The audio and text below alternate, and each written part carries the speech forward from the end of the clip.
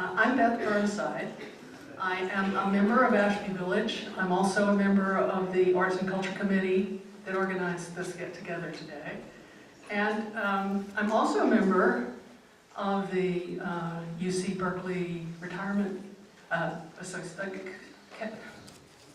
UCB Retirement Center through the UCB Emeriti Association. And they worked with us today to spread the word about this meeting, and so I really want to thank Carrie Sweeney and the rest of the staff at the UC Retirement Center for helping us publicize this event today. It's my pleasure to welcome all of you who've come, Ashby Village members and your guests, UCB Retirement Center members and guests, and a special welcome to the family of our speakers who are also here, and friends of our speakers who are here. I wanted to say a couple of words about Ashby Village for those of you who might have come through the announcement through the the Retirement Center, and let you know a little bit about who we are, short. Our mission is to make it possible for members to stay actively engaged in their home communities as they age. And so we provide services and activities and other kinds of community enhancement efforts to make it a lively and vital community for people to stay in their own homes if that's what most of us have in mind. And so we have about 400 members. We have about 300 volunteers, and many of the members themselves are volunteers. And we're a nonprofit organization supported by our membership dues and by donations and philanthropy. So keep us in mind. Okay, today we're very excited about a special presentation from the Arts in the Arts and Culture series. These speakers are all members of Ashby Village, all four of our speakers today, and Troy Duster, Russ Ellis, and Felton Henderson will be in conversation this afternoon with Adam Hochschild. Adam will introduce them, and I will just introduce Adam. So Adam is the author of 8 books, including King Leopold's Ghost, Halfway Home, Half the Way Home, and To End All Wars. Most of his writing is about issues of human rights and social justice. A co-founder of Mother Jones magazine, he has also written for Harper's, The Atlantic, The New Yorker, The New York Review of Books, and many other publications. He lives in Berkeley with his wife, author Russell Hochschild, and is lecturer at the UC Berkeley's Graduate School of Journalism. He will introduce the other speakers, so I'll turn it over to him.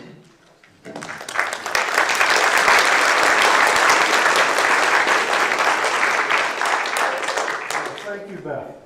It's an honor to be here with these 3 men.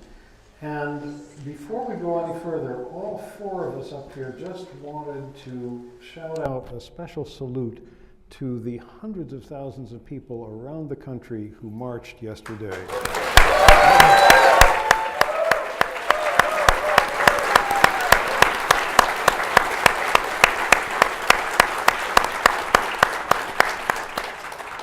Whom I'm sure included some of you in this room. So maybe some good times are ahead. We'll see.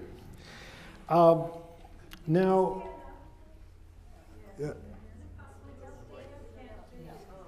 so,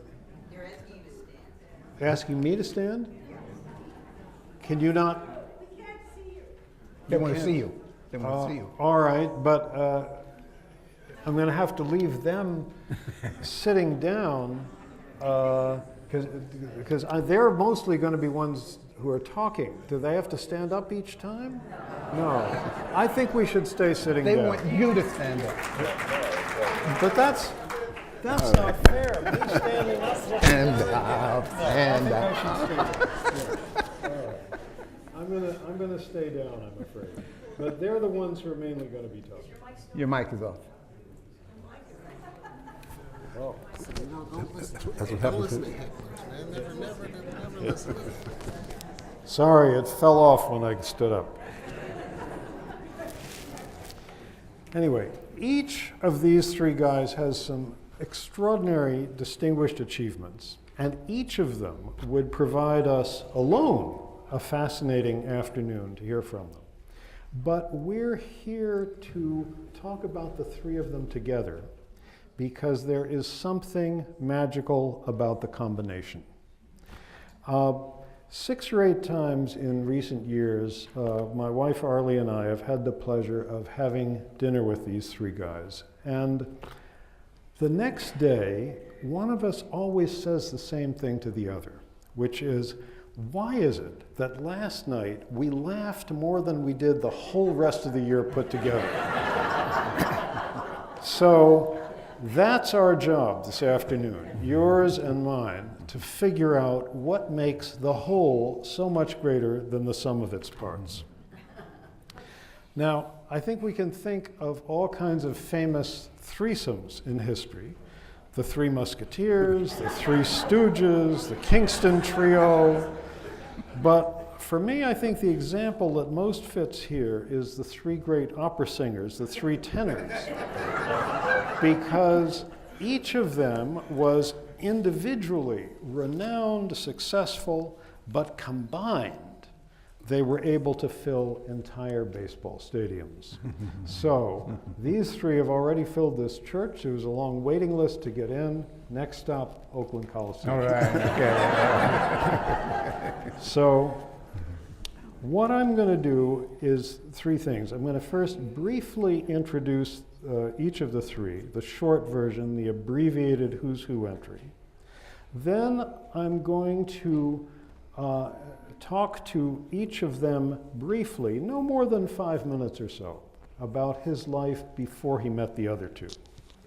And then we're going to talk with all 3 of them to try to answer this big question, the secret of their friendship of nearly 60 years, and to see what the rest of us can learn from that. And then later on in the program, there's going to be a time for questions from the audience. There'll be some white cards circulating, and Beth will stand up about an hour from now and start reading questions off the cards. So, on to the first part, the brief Who's Who. I'm going to start with Russ Ellis, born in Los Angeles, spent from ages 6 to 12 on a farm in Fontana, California, then went to high school in Compton, won a track scholarship to UCLA, almost made it to the Olympic team, then got a PhD in sociology from UCLA. Here at Berkeley as a professor, he's taught social issues to students in architecture and urban design as a professor, then finished out his Cal career with 5 years as vice chancellor for undergraduate affairs. Since then, beginning with stone carving, he's worked as a photographer, painter, and sculptor with several exhibitions in local galleries. Troy Duster, to my immediate right, was a professor of sociology at Berkeley for many years, also at New York University, often a visiting teacher on other campuses, former chair of the National Advisory Committee on Ethical, Legal, and Social Issues of the Human Genome Project, former president of the American Sociological Association, author, co-author, and editor of many works, including the books The Legislation of Morality and Backdoor to Eugenics. At NYU, he had the fanciest title of any of these 3, Director of the Institute for the History of the Production of Knowledge. Since retiring, he's also worked in the arts, primarily as a potter. Thelton Henderson, on my far right, was the first black attorney hired by the Justice Department's Civil Rights Division during the Kennedy administration. Essentially, informally, he served as the liaison between Bobby Kennedy and Martin Luther King Jr. Then he was a lawyer in the Bay Area, head attorney for the Neighborhood Legal Center in East Palo Alto. For 9 years was assistant dean at the Stanford University Law School, Then he was appointed federal district judge by President Jimmy Carter, served 37 years in that position, 7 of them as chief judge of the U.S. District Court for the Ninth Circuit. He retired last year. And if you were still on the bench, boy, are there some people we wish you'd find guilty. Find guilty. So, all right, now for a few minutes on each of them talking about their individual life before meeting the others. Now, Russ, let's start with you. In your childhood, you, in a way, lost both your parents for a long stretch of time. Your mother moved away, your dad went into the Army in World War II and was wounded and hospitalized afterwards, didn't come back for a long time, and you ended up for 6 years on a farm. How did that happen? Well, my father's mother lived in Paris, California, P-E-R-R-I-S, you all know it. It's near March Air Force Base. And she had friends, the Joyners. Eddie Joyner, a black carpenter from Louisiana named Joyner, how about that? And Josephine Joyner. And I think they were in the same church, St. Mark's Baptist Church. It was kind of more in San Bernardino than anywhere. So when he got drafted, after my mother ran away to play, he got drafted. He made a decision that I appreciate now. He put me on that farm because he had met the Joyners through his mother. And it was a miserable place for me, but it was safe. So that's how I got there. He went to the Army and I went to the farm. And to all the hippies who went back to the land, I said, bye. A farm is nothing but work. That's all you do. Anyway, so... You had 800-pound pigs you had to take care of, right? We did have a boar named Boy, and he weighed 800 pounds. That is true. You know, the pigs can get really big, especially without gonads. They get really large. What it was like, it was actually miserable. The best thing about it, the Joyners never talked. They worked.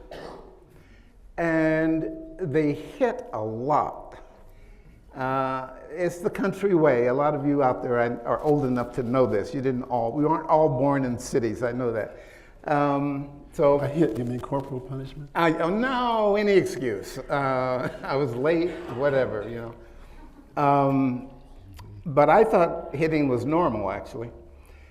And I'm not going to dwell too much on the awfulness because there's this great story I have to tell. My kids know my stories backward and forward, but they don't know all of them. I think they know this one.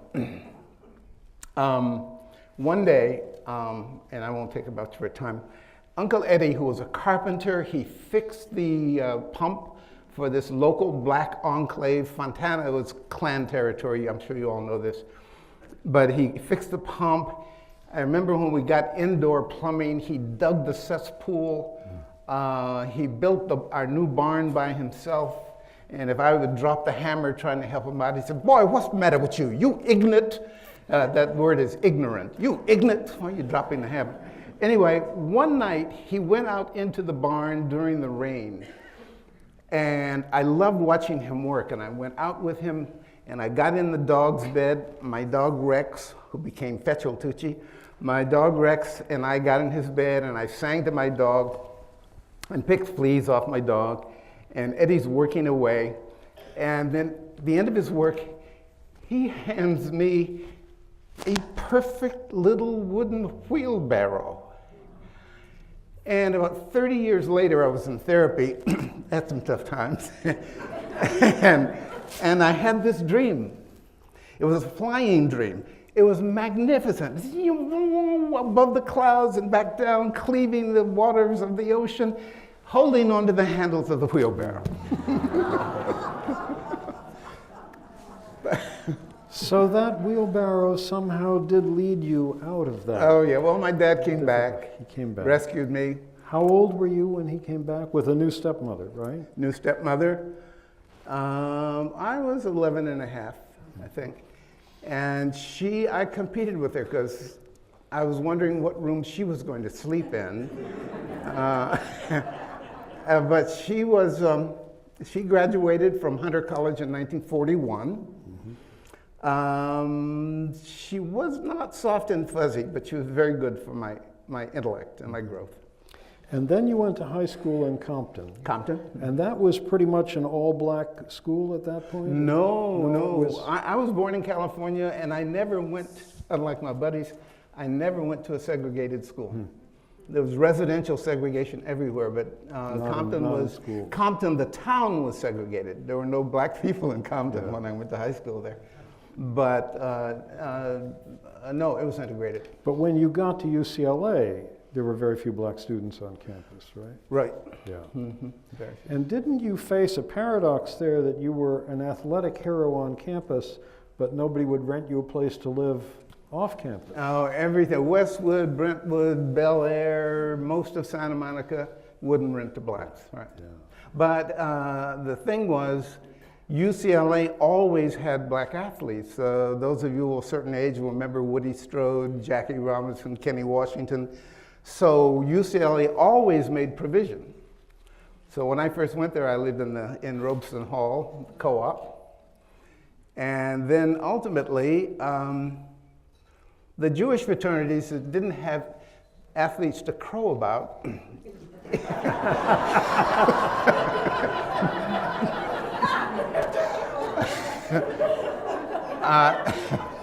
they each accepted a black athlete. Huh. So Ken Thompson was in, pardon me, Zion Bank Trust, that's Zeta Beta Tau. Rayford Johnson was a Pilam, and I was in the semi-house. Baruch atah Adonai Eloheinu melech haolam. So I lived in the semi-house for a full year. And I got a great education in the semi-house. Well, we'll test you on the Torah later. Okay. Let's move on to you, Troy. And let's go back a couple of generations. Tell us first briefly about that distinguished ancestor of yours, Ida B. Wells, the pioneer anti-lynching crusader. How did it feel growing up with that heritage? Well, it's interesting because my mother always counseled us not to take any credit for our grandmother. So she would say, your grandmother might be blamed for you. You take no credit for your grandmother. So I spent my youth working around this particular problem because I was born and raised in Chicago, near South Side, completely black. My grammar school had all blacks. My high school had one diversifier, Frank Wong. His family owned the restaurant on Cermak Road. He was it. So I grew up in relative economic distress. My father died when I was 9 years old, and as the Temptations would say, all he left us was alone. And so my mother had these 5 children. I was the last of 5. The first 4, I think, experienced more of the Great Depression than I did. By the time I was able to understand, it was already in the World War II, so we were out of it. But there was an extraordinary period there where it was hand to mouth. So I had economic distress, but I had cultural wealth. Goes back to your question about my grandmother. Because my mother had grown up in the same town, Chicago, University of Chicago graduate. She was one of 4 black students who had gone to University of Chicago. And while the home life was pretty clearly a cultural haven, books and discussions and extraordinary conversations all the time, Chicago's streets where I grew up were tough and mean. So I had to live in 2 worlds.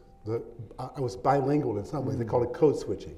On the streets of Chicago, I could talk a little bit tough, not completely, but enough to get along. But in the schools and at home, there was a different version of the language and how you think and how you talk. So I was, along with my other siblings, inclined towards going towards college. Now back to your question about my grandmother. There was on the near south side a housing project called the Ida B. Wells Project. It was the place to live. It was where upper middle class blacks really wanted to be. Single family dwelling, sometimes 2 stories, and it was what you really aspired to. Now, my home was only about half a mile away, but it was clearly in the impoverished section. So there was this duality. You know, people would say to me years later, "Why didn't you tell me that you were Ida B. Wells' grandson?" And I would say, prohibited by my mother from even mentioning the name. You know, it was so wacky. So, okay, so then my first 16 years are in Chicago as a young student, all black community. And then suddenly at age 17, I cross town, go to Evanston, Illinois, at Northwestern, and it's the complete opposite. I'm one of 7 black students among 7,500 whites. And in every class, I'm the token. I'm the only black. This is before affirmative action. This is the early 1950s. So I had this extraordinary experience of having had thought that whites were simply whites. And I understand this internal diversity, the stratification system. There were the WASPs, there were the Poles, the Italians, the Jews, the Irish. It was like, and it was all stratified at Northwestern. So I had to become a kind of ethnographer of white people because I knew the black community, but I had this period in which I was trying, what is going on here? There was a funny situation where an Asian named Sherman Wu pledged a fraternity at Northwestern.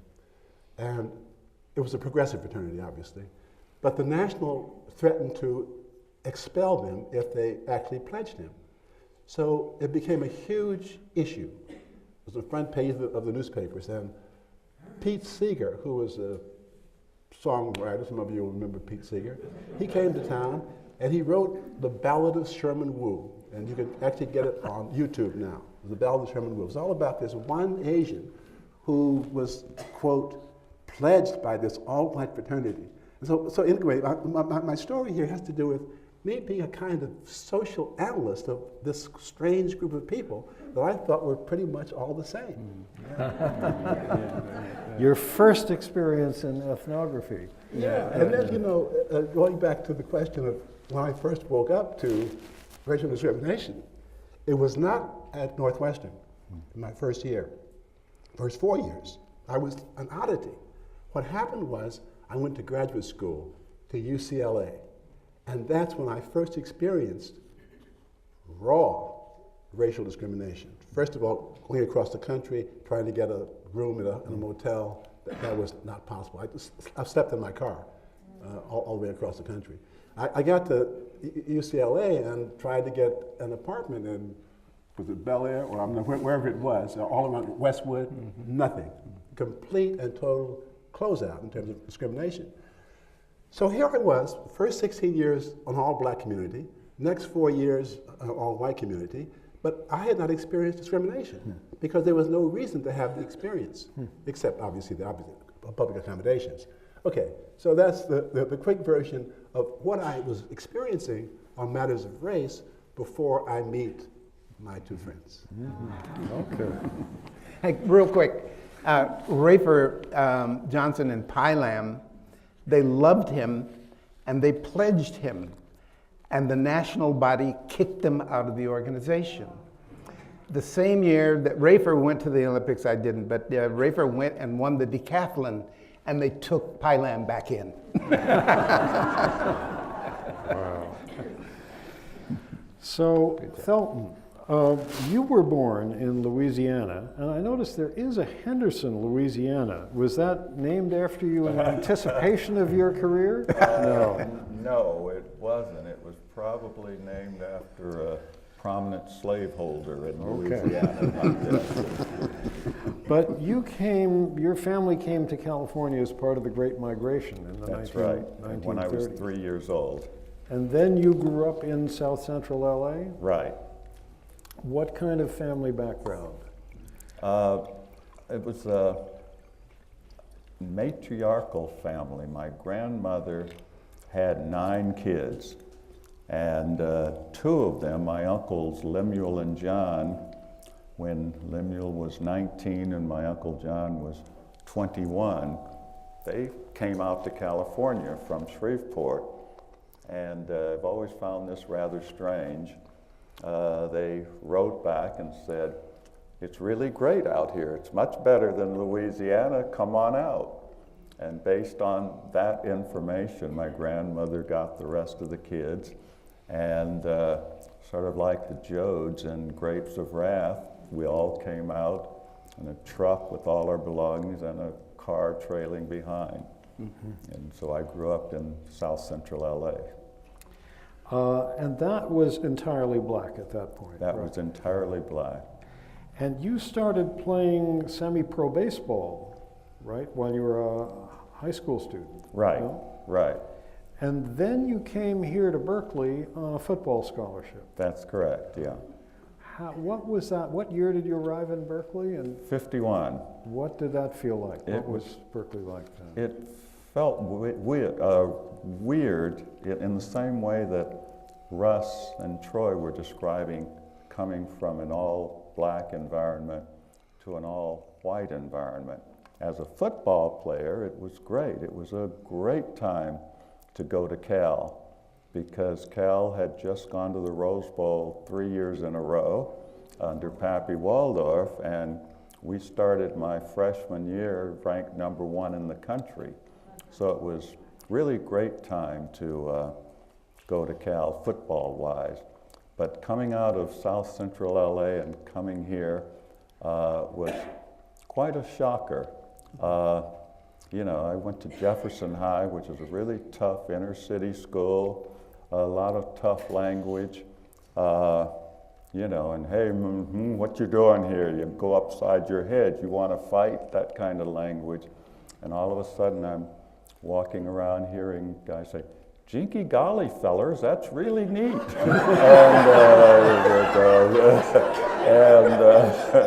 And then tell us about the time you first faced an essay question. Oh gosh, that was a disaster. And it was actually summer school. They accepted me at Cal, and this wonderful counselor who directed me toward Cal,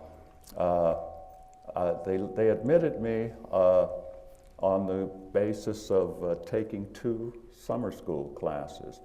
One was geology and one was history 4A, history of Western Europe.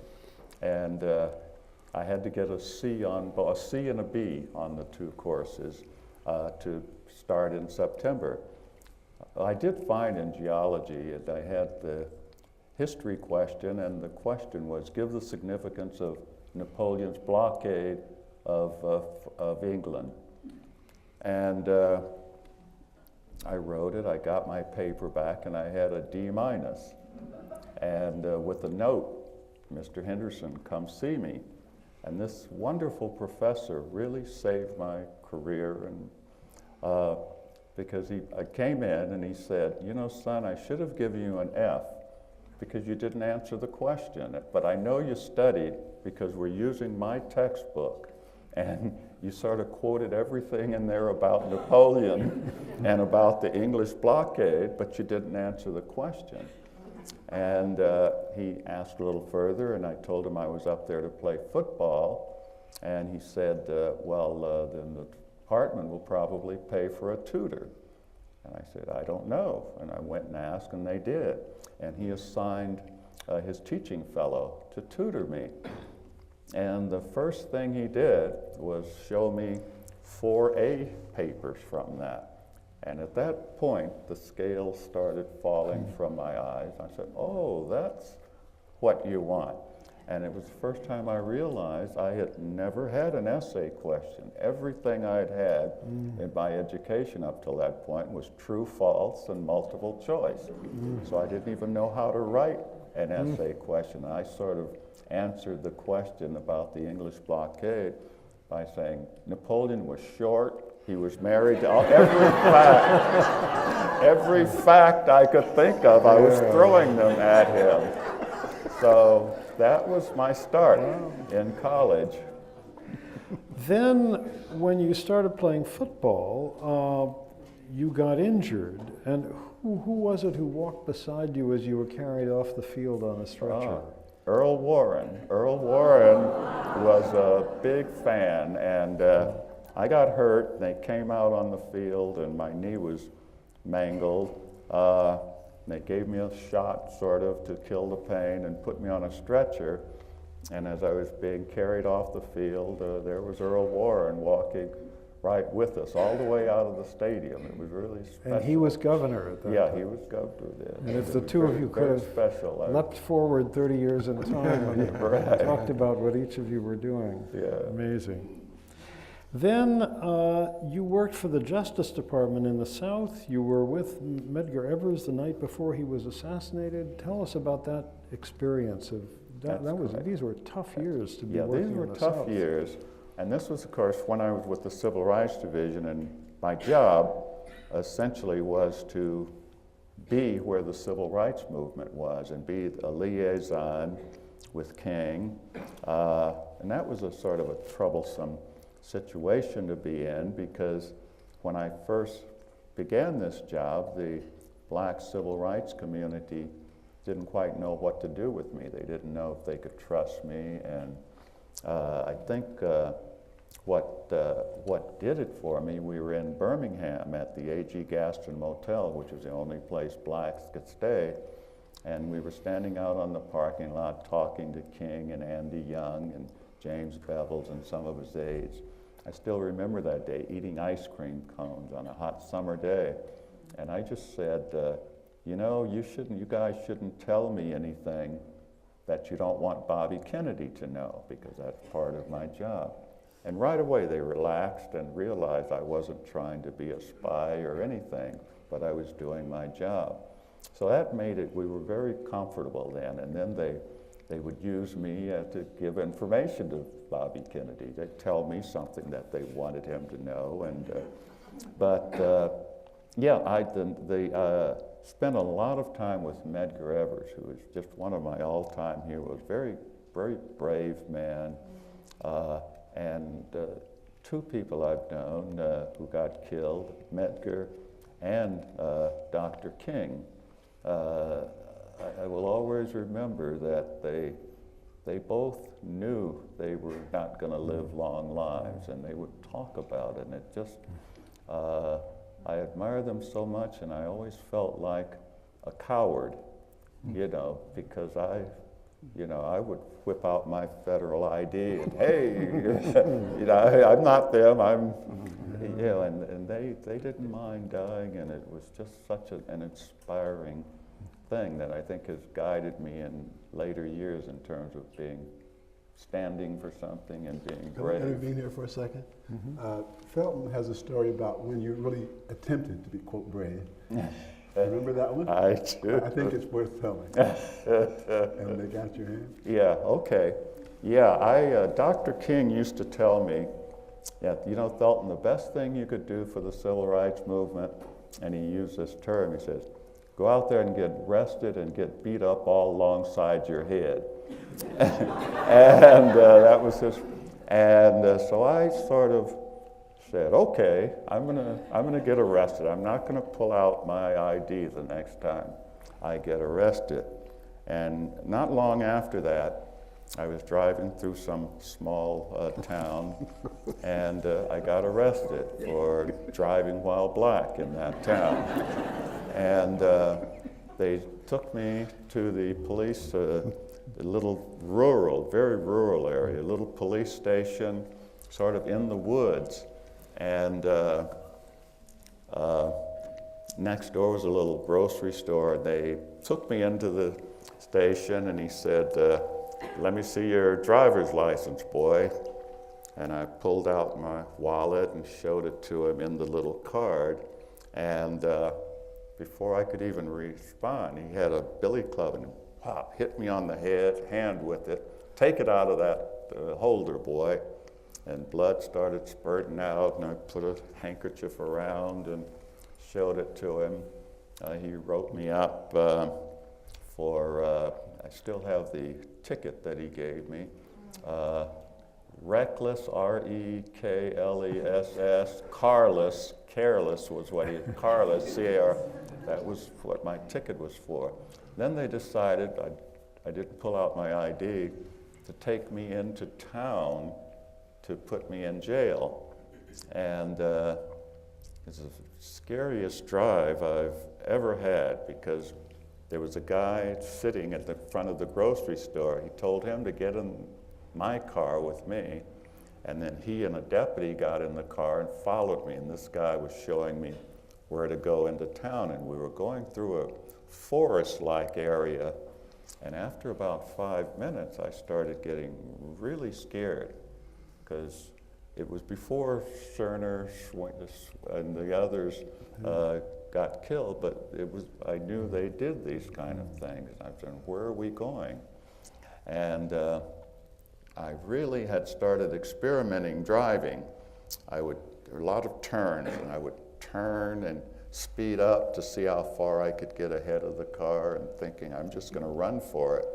But by the time I was really planning that, in my mind we came out and we were in town, so I didn't have to do that. They took me to the jail, and keep in mind, all of this is, I'm just going to go through with this. This is what Troy laughs about. I'm going to be arrested. I'm going to be a man like these other civil rights people. I go into the jail, and there's into this big room, and there's a jail for the black prisoners. It's a little room with bars in it, and utterly filthy mattress on the floor with vomit on it. And I started looking at that, and I said, oh, did you know I work for the justice?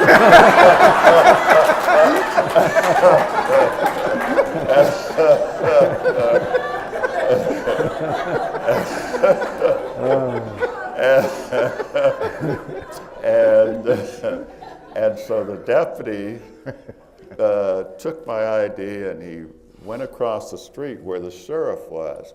And if those of you who are familiar with Jet magazine, I still have my copy of Jet magazine where they have this story in there. The sheriff came over and looked at my ID and said, oh, sir, with credentials like that, we'll treat you like any self-respecting white man. And they let me go. But that was my 3 seconds of bravery.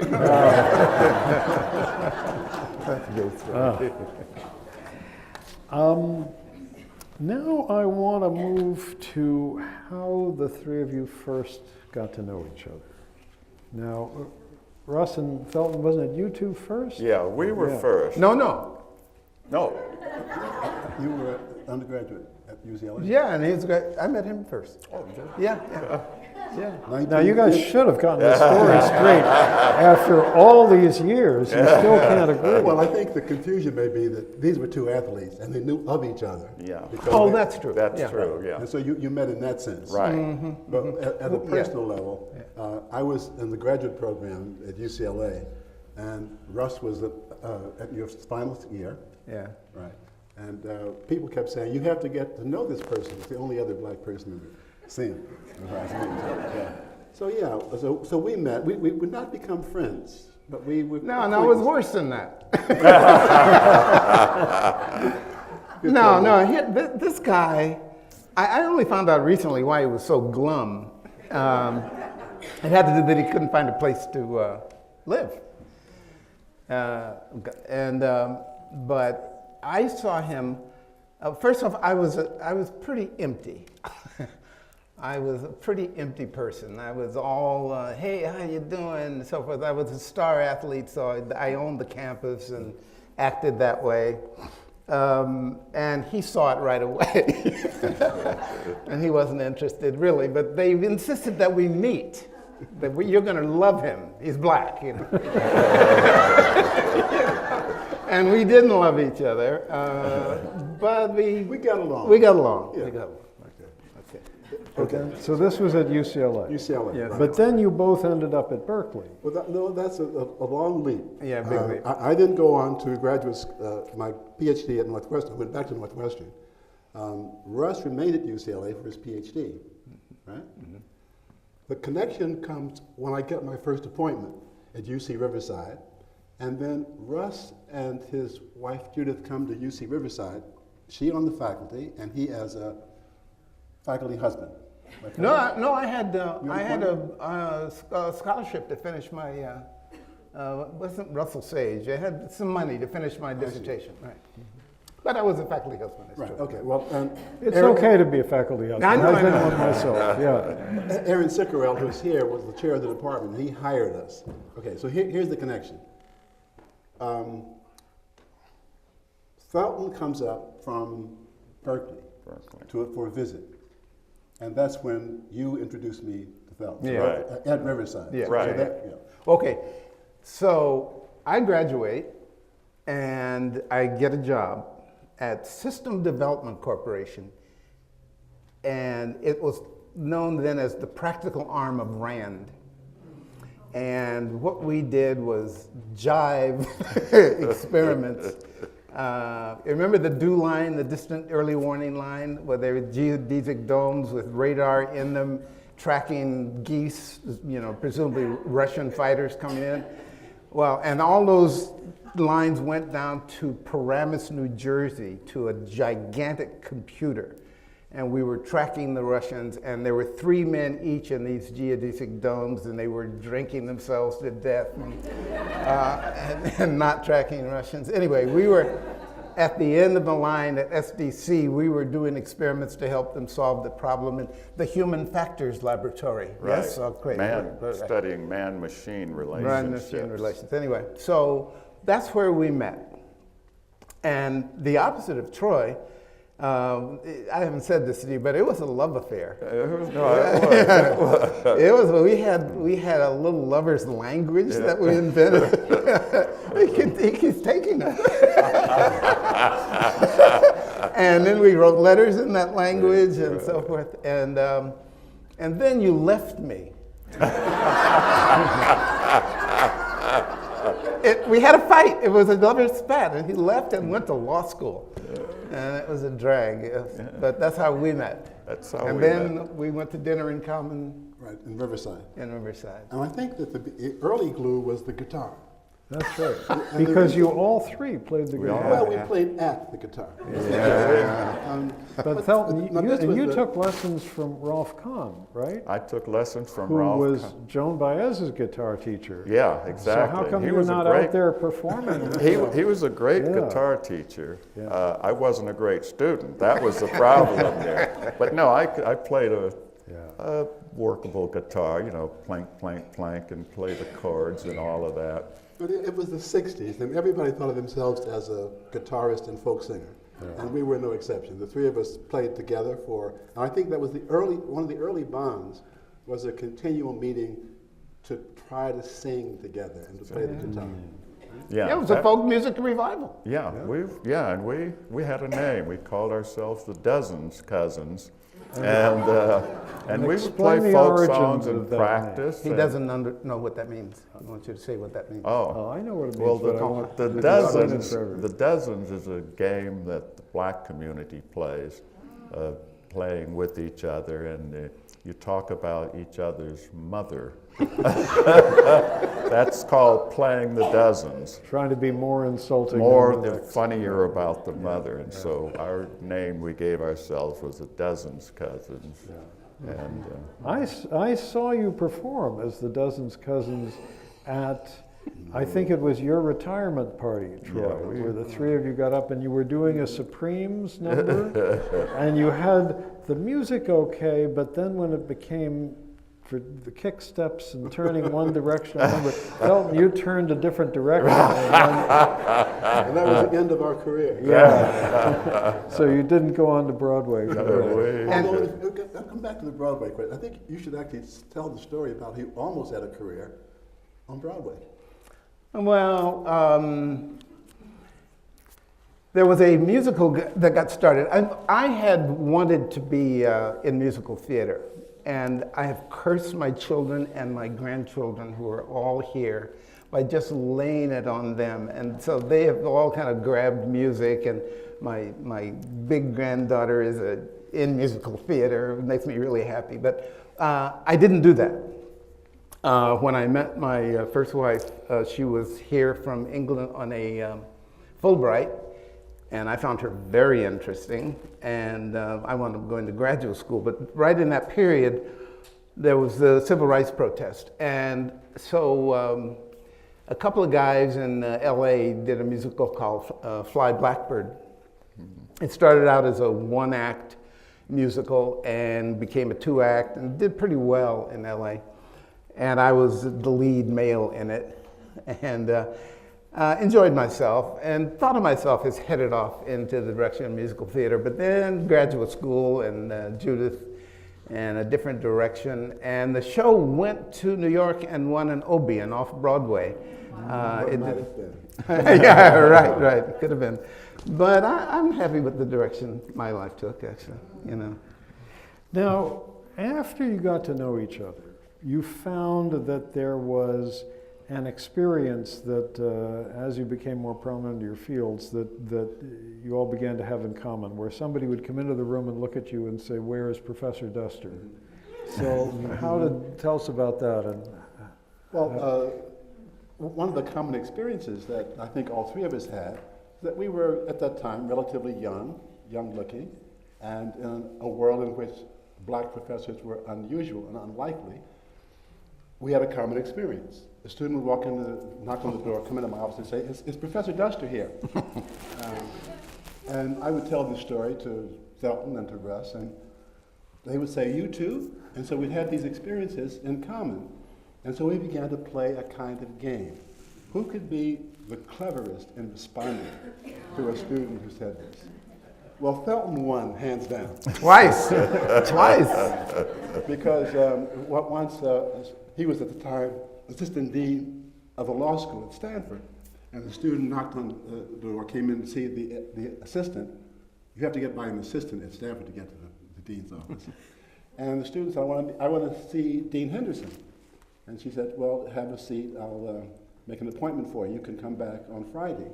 And that's what happened. And Friday came. The student walks in, goes and asks to see Dean Henderson.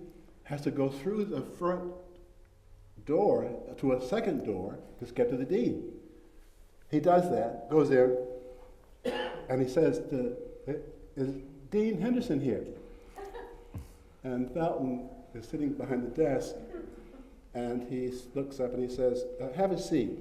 Dean Henderson will be here shortly."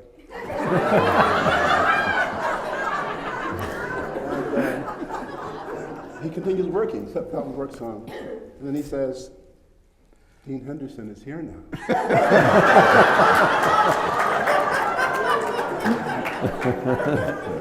It also happened to him as a judge, believe it or not. Felton, you have to tell this story. 25 years go by. I had actually given this an account at your investiture, remember? Yeah. Okay, so you can tell the story. Pick it up where it happened 25 years later. Anyway, so 25 years later, I'm a judge. And it's even harder to get in to see the judge, right? But I have what's called a case management conference, where attorneys come in. They have to go into the outer room with my secretary, and I'm sitting at my desk, and the attorneys come in. And case management conference, you review the case and see what they're doing, and you're trying to push it toward trial. And so after everybody got settled, I said, "Okay, well, let's get started now." And happened to be a woman at the end of the table said, wait a minute, where's the judge?" And so we sort of went through that again. As I recall, you said, the question was, I didn't know you weren't wearing your robe. yeah, Oh, yeah. yeah. But the case settled almost immediately.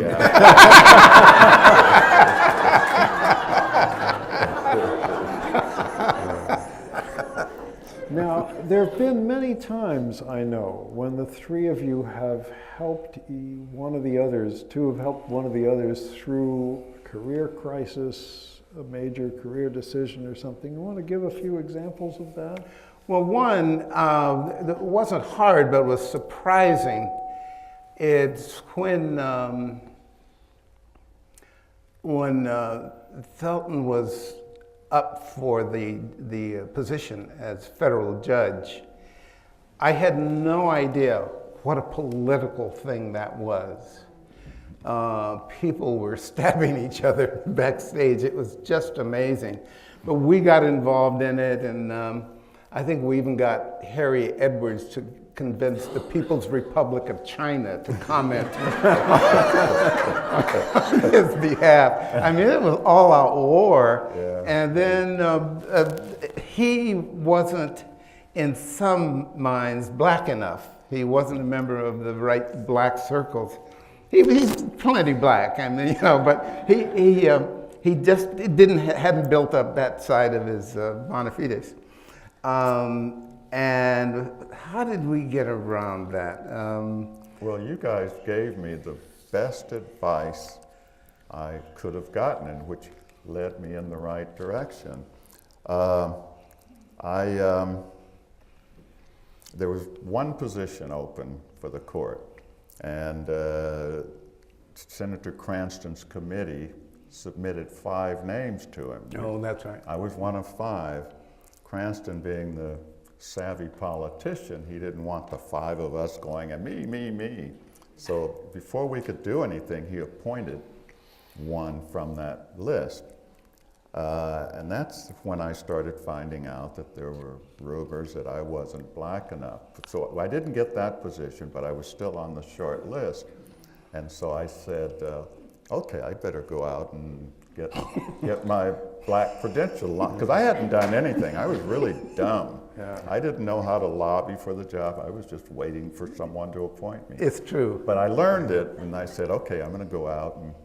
And these guys said, no, that's not really your forte. Your forte is the public interest community, a much broader community. And then I focused on that, and that's where the base got in. I started calling people, and I remember one of the more important letters I got, a former student at Stanford had married into the Levi Strauss family, and she sent me a copy of a letter that the family had sent to Alan Cranston saying, Alan, we look forward to continuing to support you in the way you are. And I said, now that's, I said, my black brothers can't write those kind of letters. And so that was what really got me competing in that. And this was their advice. I mean, they saw what I didn't see. So this is behind the scenes in the judicial appointment process. Well, it's actually a parallel. Once that made that controversial decision around affirmative action, all hell broke loose. That is, there was the reaction from the... Just remind people what happened, because he found Prop 209 right, this is unconstitutional. Prop 209, I think it's 1996, is that correct? Yeah, that was about... Your decision? Your decision would be the following year. I guess. Following year, that was... Yeah, so California had voted in favor of the end of affirmative action in 1996, and then it came before the court, and Felton had ruled its constitutionality, which of course he claimed that it was not constitutional, and that's when you should pick up the story, because what happens then? It goes to the appellate? Ninth Circuit. Yeah, I ruled that the Prop 209 was unconstitutional, using Supreme Court precedent, that it violated Supreme Court precedent. And it went up to the Ninth Circuit. And the normal route for a case like that is to go to the Ninth Circuit, the whole panel, a 3-judge court on the panel. But unbeknownst to me, there was an emergency panel that was for certain motions, and it went to this panel, which happened to be one of the most conservative 3 judges on the court, and they instantly reversed it. They commandeered the case, and I was reversed. And that started a very rough period of my life, where I started getting threats to my life. And for months after that, this United States Marshal put 2 cars out front of my house at sundown to protect me, and that went on for quite a while. So I think that's the answer, at least in terms of my memory. There was a period there where the political forces that were operating were rather sharp and clear and all aimed in this direction. And so I think Russ and I played a possible role there in trying to provide the kind of support you need when the world is turning in that direction. Yeah. Really wrong. Much more than a possible role. You guys were there. You guys were there for Well, we were a trio by then, yeah, sure. I want to go back a little bit because Troy and I didn't get along all that well to begin with. But he got a job through Aaron Sickerell at UC Riverside. It just had changed from a citrus experiment station to a general campus. It had, and it was Vietnam era. It was very exciting. It was interesting. Great students. I still know the students to this day. But anyway, so my wife and I are just completing our degrees, and Troy calls and says, "Hey, Russ, come to Riverside." So my wife gets the job. I go with a grant to finish my dissertation. She has a grant the next year to finish her dissertation, and I take the job, and Troy's the intervener. Now, Troy's métier is he is the ultimate networker. I mean, this guy is insane. He's, if you take a look at the book on the new genetics, it's a pioneering book, I guarantee you.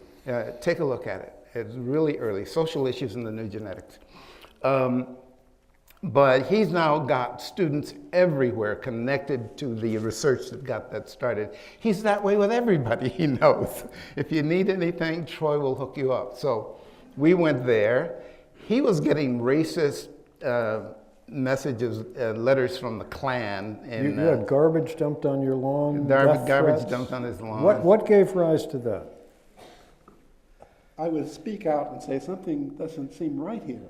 And it became a front page story in the Riverside Press. Oh, yeah. And so I would get these death threats. And ultimately it was really a problem because they would come to the house and dump garbage on the lawn, and it made it miserable for me at the time. But I thought you were headed to Old Westbury. No.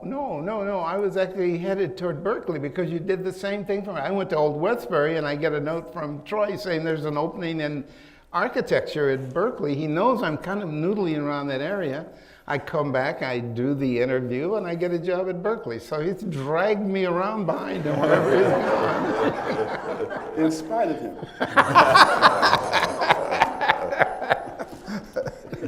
So then all three of you are in Berkeley. You're living here when the 60s hit.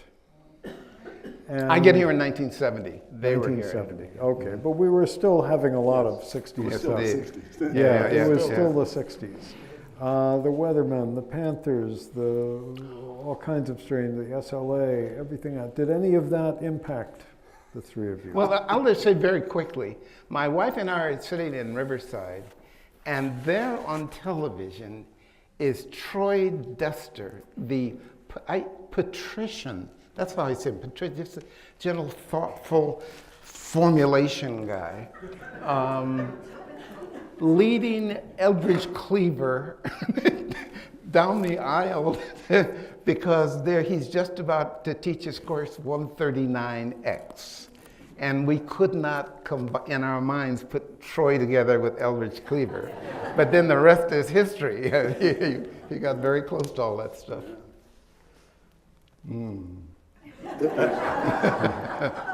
Raw times. What happened was that the Panthers were a real force here in the Bay Area. And as some of you may remember, in the earlier period, in the 60s, there had been this altercation at UCLA between that part of the black nationalist section. Ron Karenga, his group, opposed the Panthers. And there had been a shooting and actually a murder on stage at UCLA. So a lot of this was fraught with that kind of history. And so when the Panthers came to Berkeley, at least that they were already in Oakland, but there was a movement by some of the students. They wanted to have Elvis Cleaver help teach a course. And so I was one of the few faculty who was willing to co-sponsor the course, and that's the connection that Russ is talking about. Mm-hmm. Mm-hmm. Yeah. And how did the 60s hit the other two of you? Pardon? How did the 60s hit you? Well, the 60s hit me, well, I graduated from law school in '62 and went to Washington in the early part of the 60s. I came back to the Bay Area in '64 after ending my Justice Department days prematurely. And, Actually, tell us a little about that, because didn't that have to do with your having loaned your car to Martin Luther King? That was, how did that happen? well, that was, as I said, I was following the movement around, so wherever the action was, which was usually around Martin Luther King, but not always. Sometimes it was around Medgar Evers in Jackson. But anyway, at this time I was in Birmingham, and as I said, we were staying at the A.G. Gaston Motel. I was out working on a voting rights case that particular day. I came back to the motel just as the sun was going down, and as I was driving in to the parking lot, Dr. King was being driven out by a local minister, Reverend Vernon Smith. And we stopped and opened our windows and talked through the window of the car, and I can't remember what we were talking about. But after a few minutes, he said, well, we have to go. We're going on to Selma. And for those of you who saw the movie Selma, he was going to Selma every chance he got to sort of build them up for that big march across the Edmund Pettus Bridge. This was one of those evenings.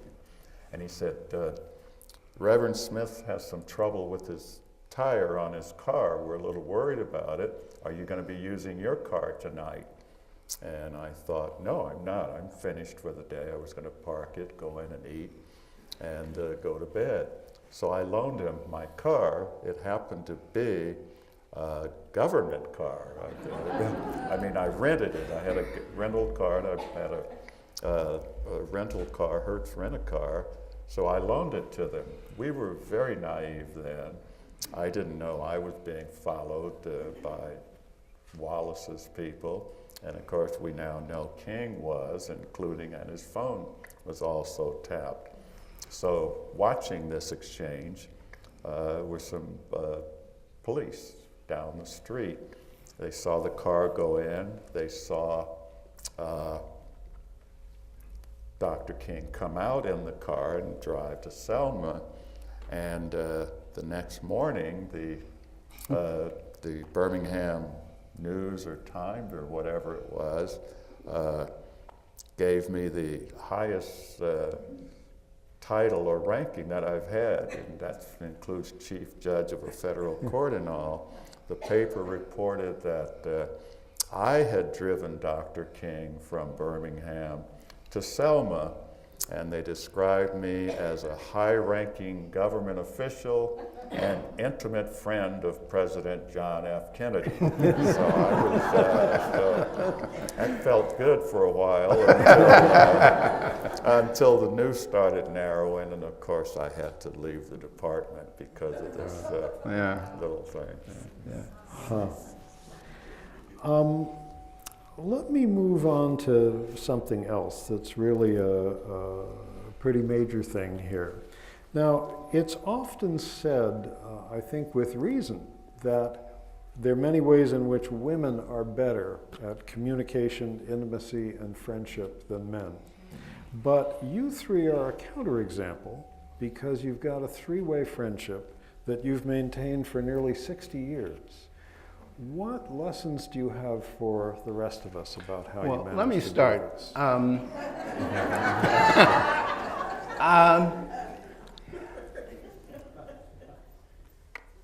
My stepmother, Marjorie Henderson Hamilton Ellis, If if I could get 7 minutes of conversation on the phone with her, it was like a triumph. You know, it's just, we loved each other and it's everything. But, you know, blah, blah, blah. It wouldn't last. And my wife, Julie, who did her oral history, which is in Bancroft right now, she's very happy. She died at 98, but she was very happy with that. She did the oral history of your stepmother. Julie did the oral history of my stepmother. Anyway, so, and then my stepmother, who was more a wire mother than a cloth mother, I gotta say, she was not soft, but she started calling her my girl. And then I noticed that they could talk for half an hour. So I leaned in one day to listen to what they were saying, and I was, at Julie's end, it was like, really? No. Oh my God. I don't have that in my vocabulary. I don't know how do you know, what is that, you know? And that, we don't have that, but what we do have is we're containers of different experiences. The world comes into us in really different ways, and then we share that with each other. And we get together, we see each other less as we get older, which is weird. We live 6 blocks from each other, and it wasn't planned. It was not planned, I swear to God. But we don't have to see each other that often on New Year's or football games or anything anymore. But when we get together, we share our stories, and they are from very different perspectives. And we like the perspectives that we hear, I think. Absolutely. And I learned so much from both of these guys. I was, well, you have the experience recently, Adam. Coming into this, you know, I kept saying, what are you going to ask me? What are you going to ask me?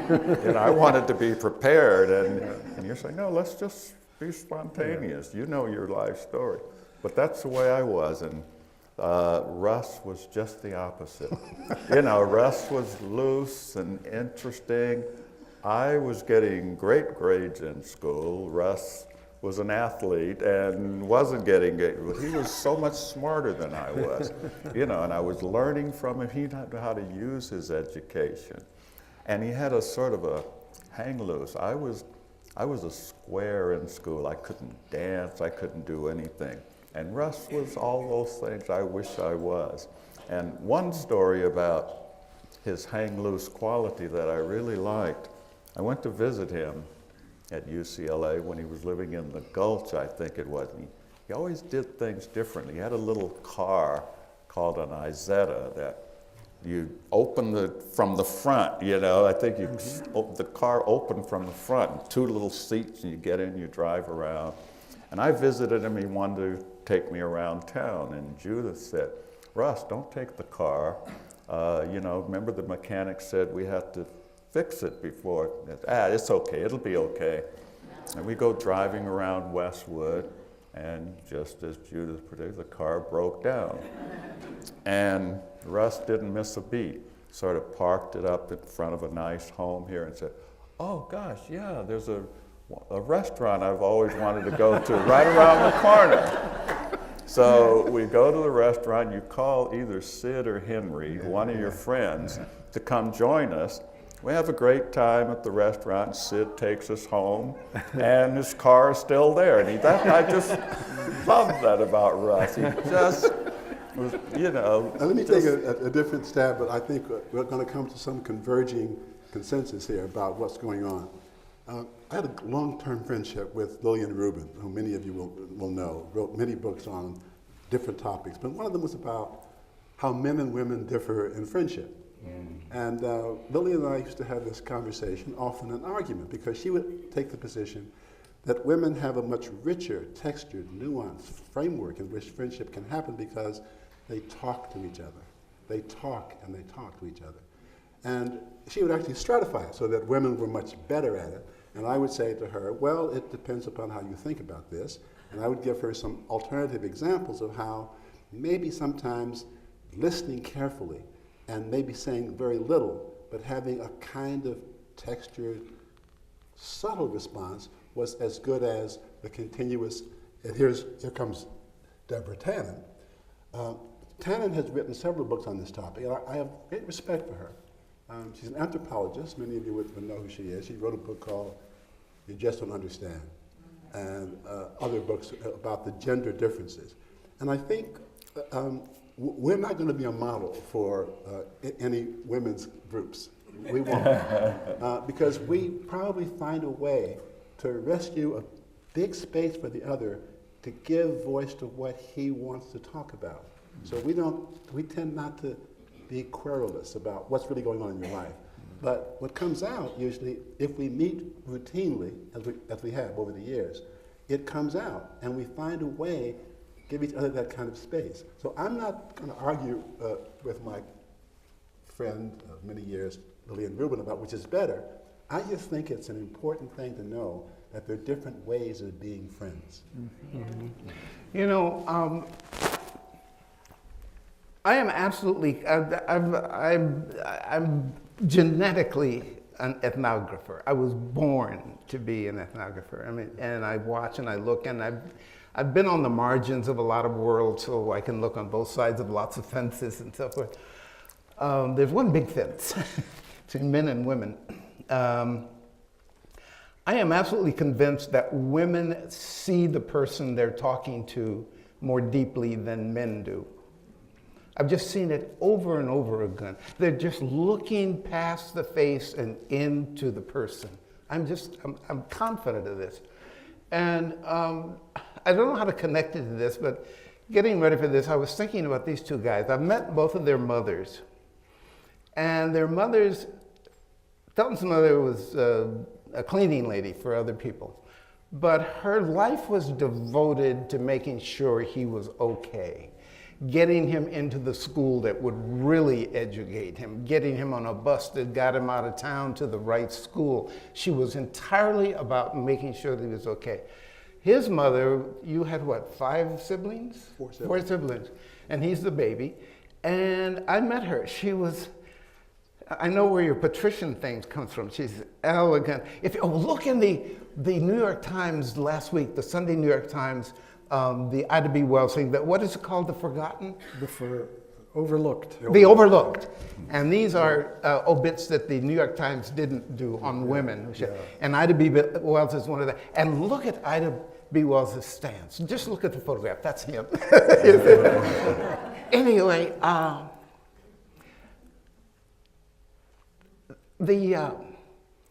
the mothering that these guys got, I didn't get. And I'm confident. And they didn't get a whole lot of fathering. My father loved me profoundly. And I think that's work we do in an interesting way together. I think you're solid on the mother's side. I have no research on this. I'm making this up in my head, but I think it's worth looking at. I really do. You know, one of the most important insights I've had into our friendship, I don't know if you guys even remember this, but I remember it. I was at Stanford. You guys were here. And we weren't seeing each other as much as we had when I was in Berkeley. And we made plans to get together. And we always seem to get together at Troy's because Troy's the only one who can cook. and he's got the better wine, and too. Got the better wine, too, exactly. So we got together at your house on a Saturday, I think it was. And this was a big time to just get together. We hadn't been spending time. And you cooked a wonderful brunch or breakfast or something, and we were talking. And we spent the entire day, and I didn't realize it till sort of the end of the day, together in that house. But about midday, Troy was a potter. He went up and he's potting. Russ is in the living room doing something, and I'm in the kitchen, but we're together, and we spent it, and it really showed something that we didn't have to be talking and feeling, but we spent the day together, and it was a wonderful day because we had been missing each other, and it says something about the friendship. Wow. I think we do have something to learn from that. Now, I have a long list of questions still, but I believe they're questions from the audience. Beth, am I right? And you've got them, I'm supposed to invite people to ask any questions that you So are you done for questions? Ready for questions? Yeah, if there are questions from the audience. Okay, so we have a little time for questions. So if you have questions you'd like to ask the speakers, there are cards and pencils that you might have been able to pick up while people are walking around the admin. If you want one, let them know and they'll hand you one and you can just pass it down. So why don't you think about questions and write them and hand them down, and meanwhile, maybe you'd like to ask one more. Okay. Here's the next one on my list. You know, one subject of importance to Ashby Village members is aging. And you've all had a little experience with that. And I want to know what advice you might have for the rest of us. Troy and Russ, you've both taken up art since your retirement from the academic world. Felton, you've been retired only for a few months, so you can be forgiven for not yet having artwork in galleries and so on. But what thoughts do you have about, what thoughts do all of you have about the importance of heading in a different direction at this stage of your life? Troy, you spoke of art once as a switch from delayed gratification, which you have in the academic world, to more immediate gratification. Right. You want to say more about that?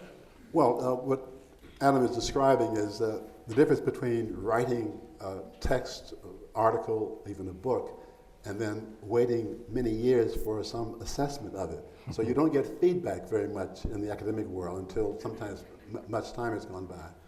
While when I'm working on ceramics, within a few minutes, I take this piece of clay and it becomes something. So there's a sharp contrast between the immediate gratification of ceramics and the long-term gratification where 5 years later someone says something nice about your book. Yeah.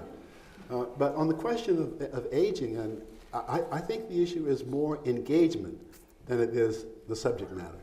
So whether or not one continues on along the path uninterrupted as one retires, it seems to me to be less important than whether or not there's strong engagement with the topic. Mm-hmm.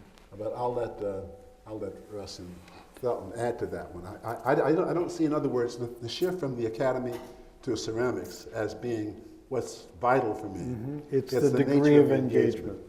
For Russ took a different turn. He spent almost all of his period in retirement as an artist. So that was, you may be better equipped to answer that question. Well, I was really fortunate. Those of you who have something to do with Cal, I got the last VERUP. So I got out at age 60, and I'm 82 now. I'm not as old as Felton, who's really old, but and wiser. And wiser, yes.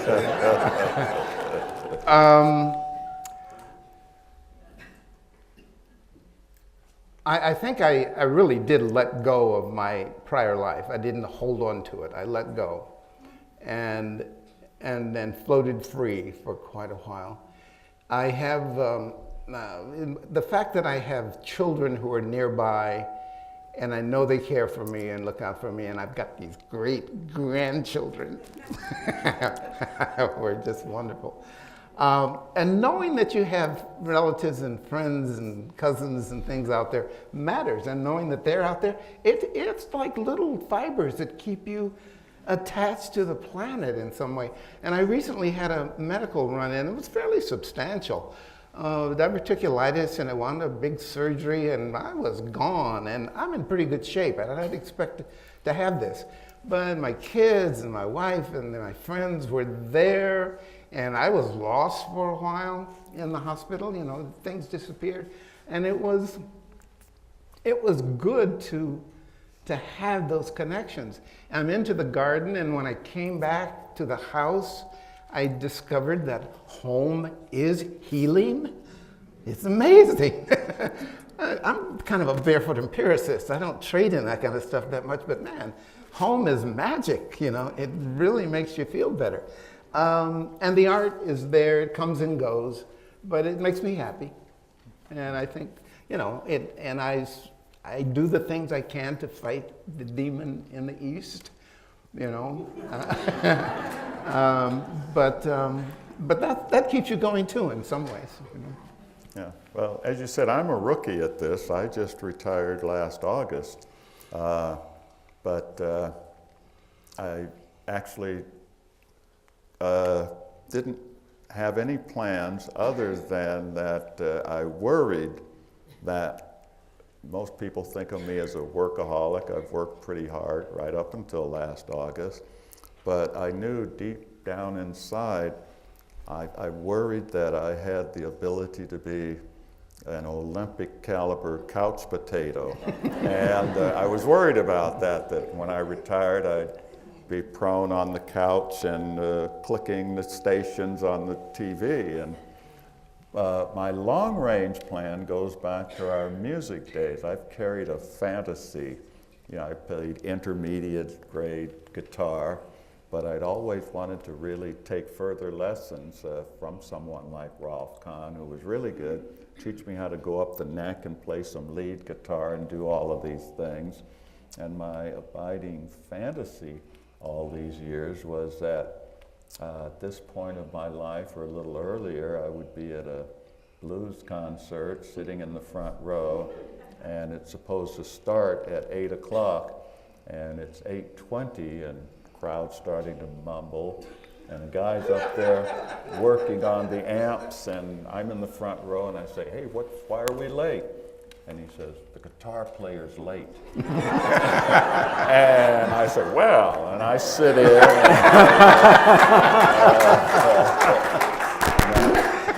So I really was going to submerge myself into the guitar, and really, I'm kind of sneakily competitive and get ahead of these guys and show off to them too.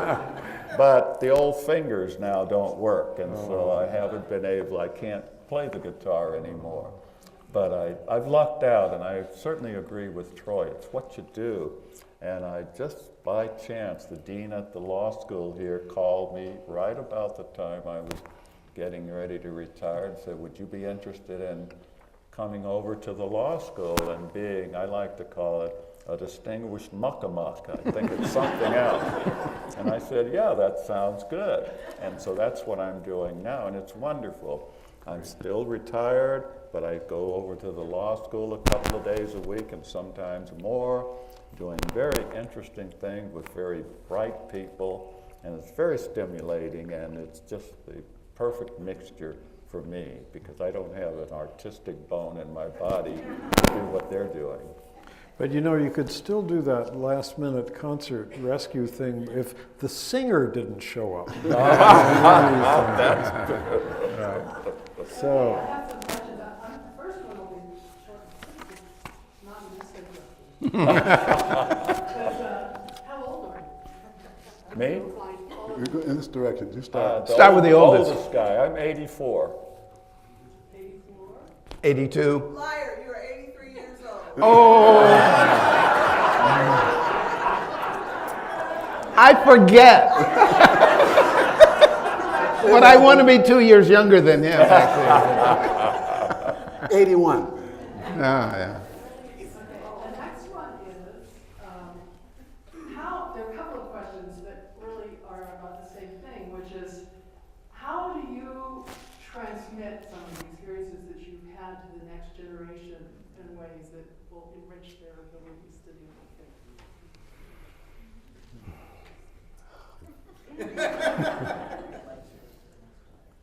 That's a very tough question, because you don't know until later. Sort of like I was talking about writing an article, you don't know until later.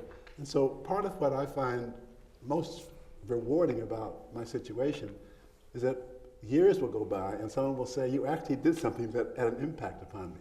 So it's not immediate in the academy. It's usually a longer term impact. And you don't even know at the time that you're having an impact. Well, the other thing I mentioned, this festschrift for Troy on the Cal campus a couple of years ago. I mean, people came from everywhere in droves, largely around the work on the new genetic stuff. And it was an event. And you can just see Troy seeping out into the world. And so the answer for me, the most immediate answer is I'm As you know, those of you who have had children, you always have children. And I love my children, but they also have children. And I love my contact with my kids and my grandkids. That's a happiness. And I think they pick up some things from me. Maybe only music, but, but that feels good too. Okay, another question, this is coming in two, is there are two questions that also deal with a similar thing, which are, one of them says, please discuss how important your having lived while black accounts for your shared humor. Humor? Humor. And another one also says, how have you guys come up with this sense of humor? We are actually very hard on each other, but we do it with humor. It's probably, it starts with being black. When he was at Jefferson High School, he got, you know, the kids' nicknames? Well, he got a pretty cool nickname because he was small, fast, really great football player. And his nickname was Speedball. Troy at Wendell Phillips, is that right? Mm-hmm. At Wendell Phillips High School, wore big brogans, and he'd go up in the gym and go up for a layup and come down, kaboom, you know, on that floor. And his nickname was Thunderfoot. Now, I was a pretty good runner in high school, and the local press called me the Compton Comet. But the brothers called me Lips. So at one point, I'm going to start a law firm, and there's a cleft in time, and it'll be Speedball, Thunderfoot, and Lips. But I think it starts in humor. I do think it starts in humor. Troy has a response. No, I'm happy with Okay, that. okay.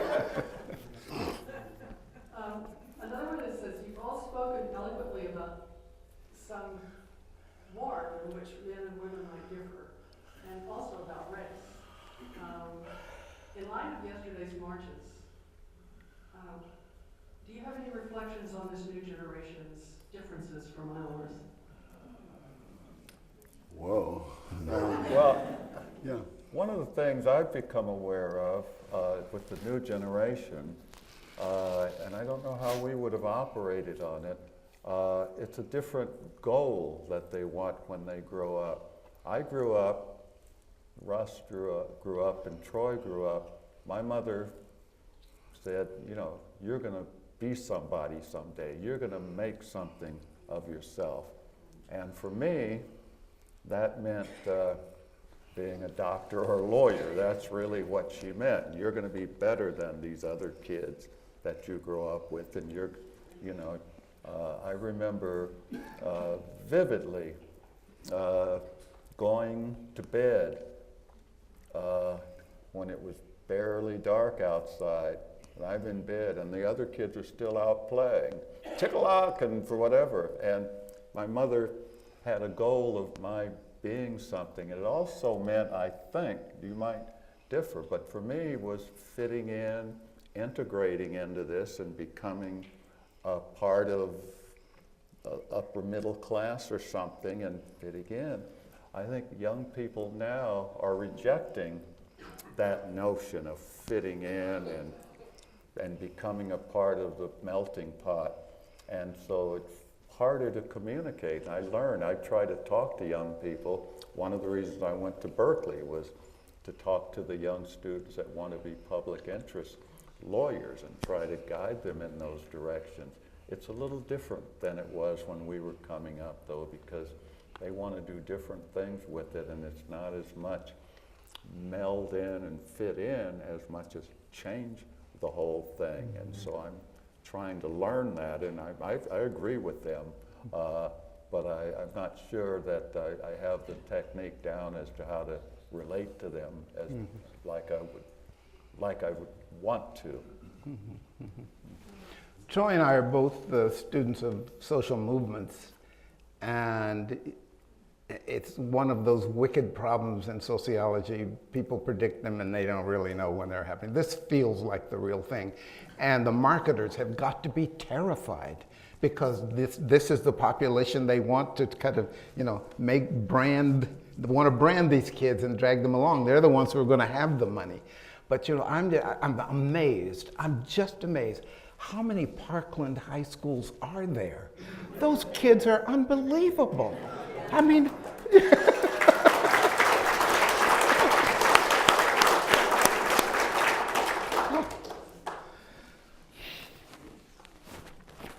Okay, one more. There are two more questions, and then we'll have to turn it over to the next event, or the next aspects of this. Two here. So one, when you were growing up, were there drugs and guns available? That's just super good. I'm from Chicago.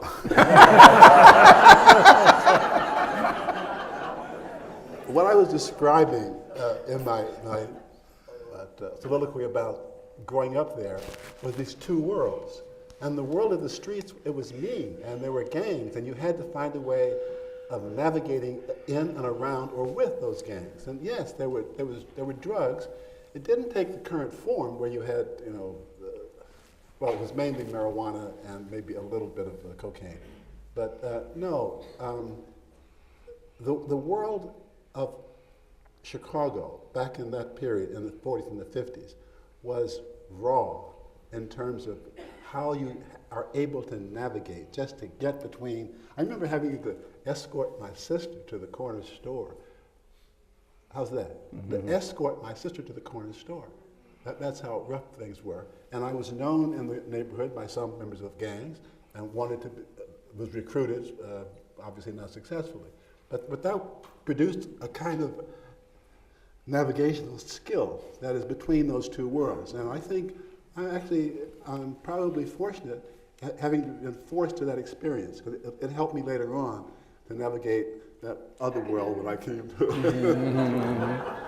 well, there were no guns when I went to Compton High School.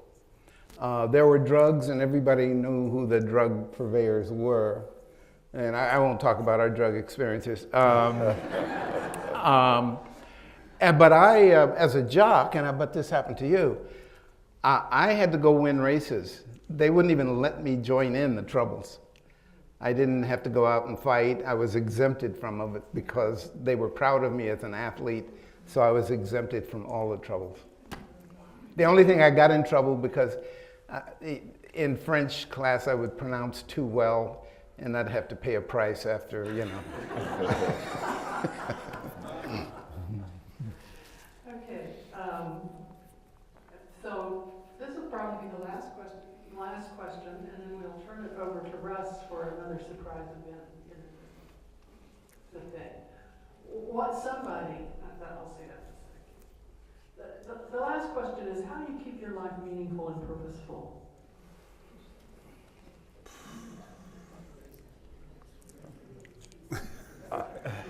I'll start it.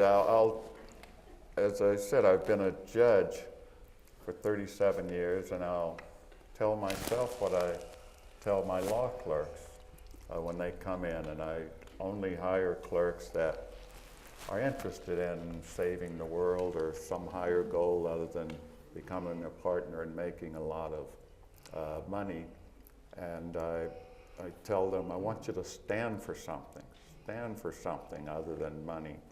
And that's what I've tried to do.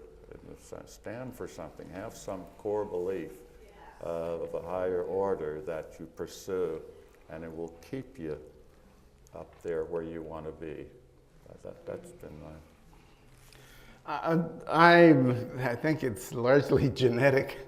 In my sophomore year, I had the darkest conceivable depression. I even wrote a suicide note to my parents. I didn't send it, but life was pointless. I don't know. I don't know why it went away, but it did get away and never came back. And I kind of looked for things. I think I'm a social person. I also have a fair amount of hermit, so I know how to go away. This is from farm life in a way. You know, if you can get away, you can lie on your back and watch clouds all day, you know, watch them unfold. I'm in my garden now, and so I'm getting back to something that I was raised with, plants and so forth. I think it changes over time. Well, as many of you in the audience know who are on a listserv, I occasionally do some reading about what's happening in the world. And I have to control myself because otherwise Occasionally. it can become a compulsion. But I find the current circumstance, the last year, obviously, with the Trump presidency, so mesmerizingly disturbing that I cannot disengage from that. And so I spend a lot of my time with that level of absorption. And I try to not send everything I read to my colleagues and friends, but I send a lot of things out, and it keeps me going. And I hope there's some connection between what I'm doing and what's happening out there. Keep sending it because it's instructive. Yeah. I've learned from it.